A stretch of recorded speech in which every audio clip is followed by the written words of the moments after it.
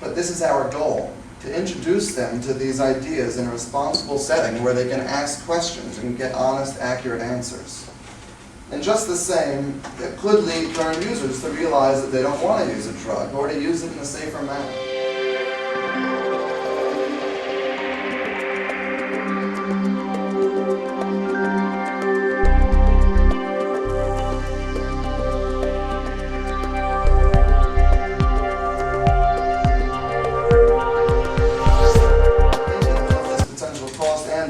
Will lower the overall death rate. Why does the government not teach us about this ever important issue? They've not admitted defeat. Until the late 90s, it seemed they actually believed it was possible to achieve a drug-free world. Now they argue more that they've helped to stabilize the drug market, but often, with such illegality, it's pretty hard to ascertain accurate statistics. The fact is that the drug war in its entirety grows worse with time, and that the last 100 years has been an irrational war that has led to vast expense, organized crime, and bloodshed. The U.S. spends $40 billion each year in an attempt to eliminate the supply of drugs.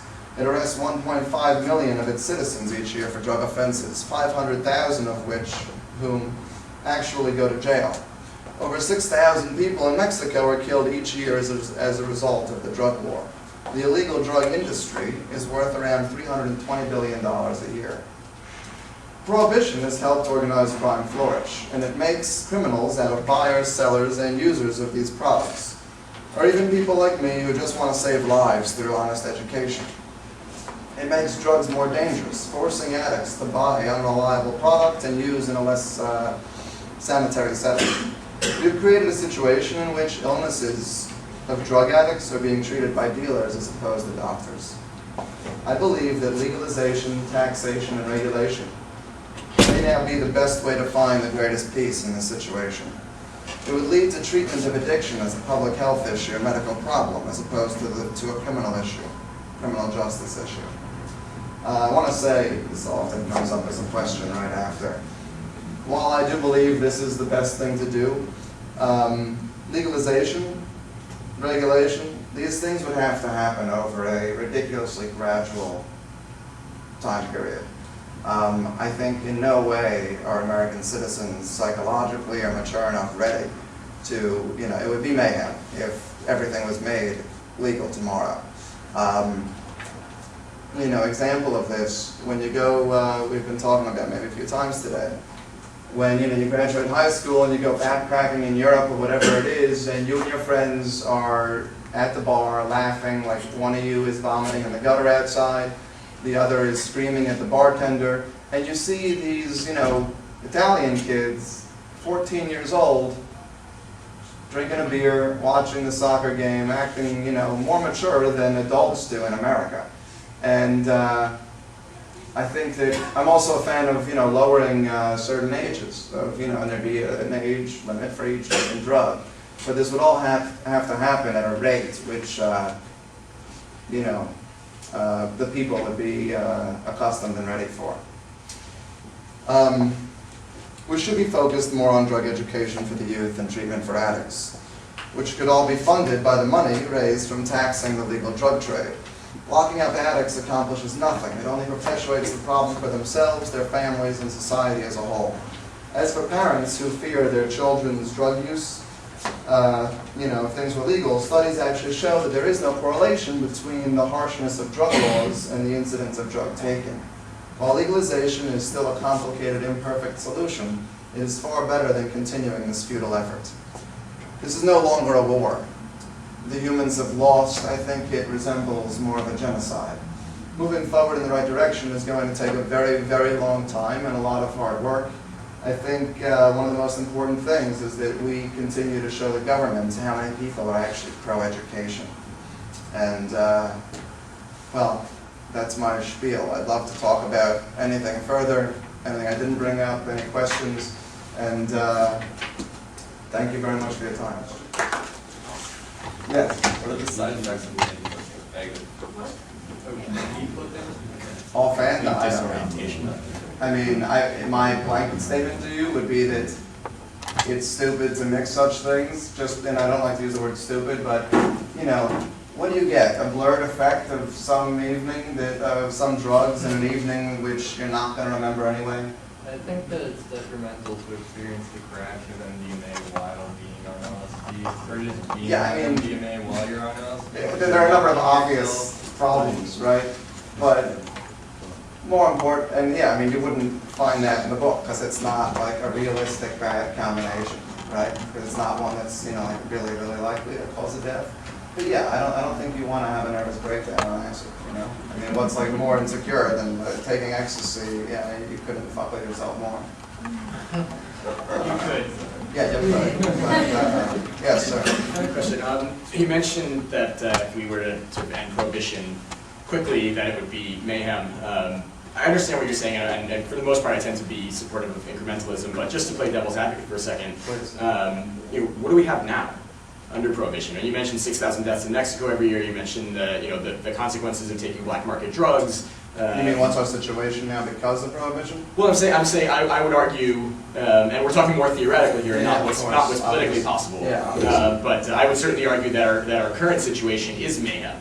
Is the current mayhem that we have worse or more manageable than the mayhem that might occur with instant legalization? How about the fact that just so that we, being the advocates, wouldn't have to deal with the backfire of our plan planning, it would have, that's the number one reason I would say let's not let that happen. Yeah, I have no idea whether it would be better or worse than the current situation. Of 1933, and there's a period of months before that amendment actually takes effect. Well, at that point, he had seen the enthusiasm in the electorate in the election of 1932, and alcohol prohibition played a part in the election. And he saw that at that point and saw, well, there's this will out there, and Congress passed basically a holiday bill. There was an exception for 3.2 beer between March and December. And so the point is, he jumped on the bandwagon after it was already moving. And that's what Obama would do too. Just like any good politician.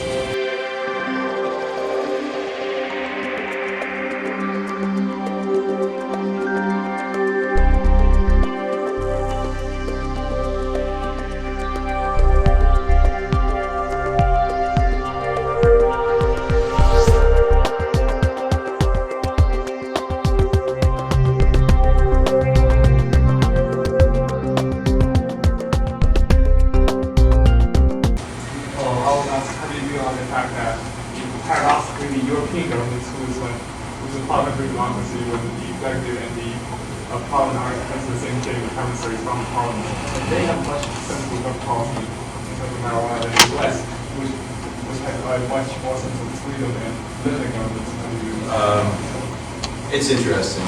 It's an interesting intellectual question. I don't think that the Europeans are all that much better than we are. I mean, probably that's a disputable point. I don't know, but I don't think the Europeans are all that much better than we are. I mean, they've taken on lead on so much drug-related policy. That they're just as.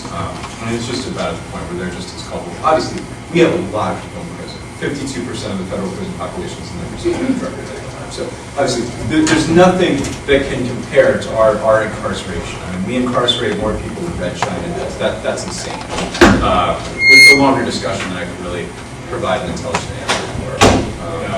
That our drug policies fund really bad people. We've known that our drug policies absolutely make no sense. But they're going to be Congress. It's going to allow congressmen to go through the regular kabuki dance of passing legislation where they get to go, oh my God, I didn't realize it was this bad. Oh, geez. And then we'll pass legislation, and maybe that'll be 2 years hence, or 1 year maybe if we're really lucky. And then we'll have a 2-year fight about funding the commission and the composition of the commission and who's going to get appointed to the commission. And then it'll be another 2 years before the commission actually meets and gets appointed and sits and actually starts doing its work. And then we're all of a sudden 10 or 12 or 15 years down the road from when this idea was originally proposed. And maybe, maybe the world will have ended by then. I don't know. I heard a lot of talk today about an open discussion, which obviously should be. But for you personally and for your organization, what would be your ideal debate situation? Like, on what scale would you like to be there? That kind of, you know what I mean? If you were to like start a discussion and people had to show up, what would you want to see happen? Oh, I would want to go to the White House. So you'd want to like executive scale, like all the way to there. Yeah, I guess, I mean, if I guess decide, mandatory, compulsory attendance, yeah, I mean, I would make sure that, John Boehner was there, probably that some conservative leader was there, like Grover Norquist, who I, know would say something positive about getting the government out of the business of regulating drugs, like this, in a criminal fashion like this. Nancy Pelosi, Cindy Hoyer, James Clapper, heads of the Congressional Black Caucus, President Obama, as advisors. Do you think that would be the most effective, or is there another level that you think would be better off than an executive